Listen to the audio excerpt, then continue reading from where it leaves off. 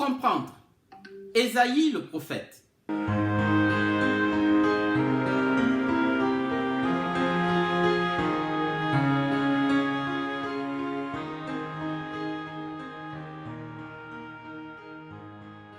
Bienvenue à votre émission. Notre étude aujourd'hui a pour thème l'amour en action. La question du jour, comment échapper au piège du formalisme religieux? De nombreuses personnes vont régulièrement à l'église où ils participent aux rituels tels que la communion, le jeûne, le chemin de croix, les prières et font des efforts pour suivre les exigences de leur religion et même en dehors de l'église. Mais certains réalisent que malgré leurs efforts, leur vie spirituelle n'est pas épanouie et se posent la question de savoir ce qui leur manque. Il se pourrait qu'ils soient tombés dans le piège du formalisme religieux.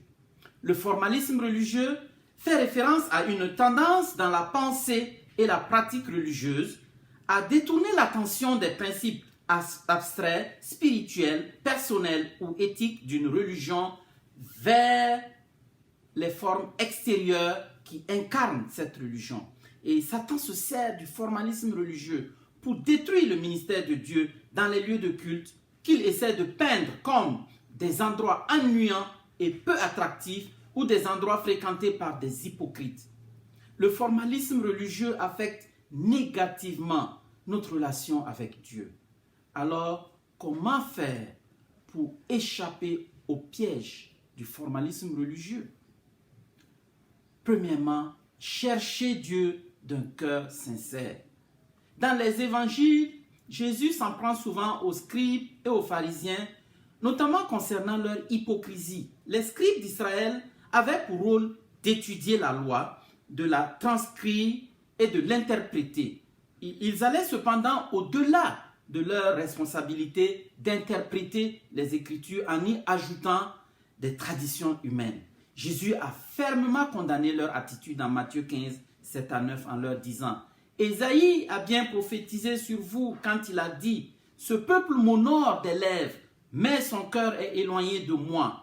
C'est en vain qu'il m'honore en enseignant des préceptes qui sont des commandements d'homme. » Chers amis, c'est important de suivre les rituels religieux, mais c'est plus important de nous rassurer qu'ils sont de Dieu et qu'ils glorifient Dieu. Nous devons pour cela étudier sa parole pour connaître les rituels qu'il a institués, ses lois et sa volonté pour notre vie, afin de le suivre fidèlement. Ainsi, notre vie sera remplie de sens et nous serons transformés. Deuxièmement, il ne faudrait pas confondre être et paraître. Tout le monde peut paraître religieux, mais ce n'est pas ce que Dieu attend de nous. Dans Ésaïe 58, du verset 3 au verset 7, nous lisons ce qui suit. « Que vous sert de jeûner si tu ne le vois pas, de mortifier notre âme si tu n'y as point égard? Voici le jour de votre jeûne, vous vous livrez à vos penchants et vous traitez durement tous vos mercenaires. Voici, vous jeûnez pour disputer et vous querellez, pour frapper méchamment du poing. Vous ne jeûnez pas comme le veut ce jour, pour que votre voix soit entendue en haut. » Au verset 5, « Est-ce là le jeûne auquel je prends plaisir, un jour où l'homme humilie son âme, courber la tête comme un jonc et se coucher sur le sac et la cendre? Est-ce là ce que tu appelleras un jeûne, un jour agréable à l'Éternel? Voici le jeûne auquel je prends plaisir. Détache les chaînes de la méchanceté, dénoue les liens de la servitude, renvoie libre les opprimés et que l'on rompt toute espèce de joug. Partage ton pain avec celui qui a faim et fais entrer dans ta maison les malheureux sans asile. Si tu vois un homme nu, couvre-le et ne te détourne pas de ton semblable. » Les rituels ont certainement leur place dans l'exercice de notre spiritualité, mais nous ne devrions pas négliger ce qui en fait l'essence, les actes que Dieu considère comme de véritables actes de renoncement de soi.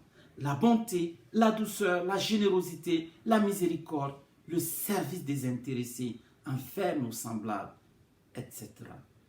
Le formalisme religieux n'est pas un nouveau problème. Jésus était un révolutionnaire de son temps. Il a tenté de débarrasser la religion des traditions humaines dépourvues de signification. L'enseignement de Jésus n'était pas une théologie compliquée et avait pour seul but de susciter la foi et l'espérance. Le Seigneur réclame ton activité afin de vivre une vie épanouie. Es-tu prêt à collaborer avec lui? Si tel est ton désir, prions ensemble. Seigneur Dieu de toute grâce et de toute miséricorde, merci parce que tu nous permets de comprendre le danger du formalisme dans notre quête de spiritualité. Ouvre nos yeux et attire nos cœurs à la pratique de ce qui est essentiel, les actes de renoncement de soi et de bonté sociale envers les autres. Daigne agréer notre prière au nom de notre Seigneur Jésus-Christ. Amen.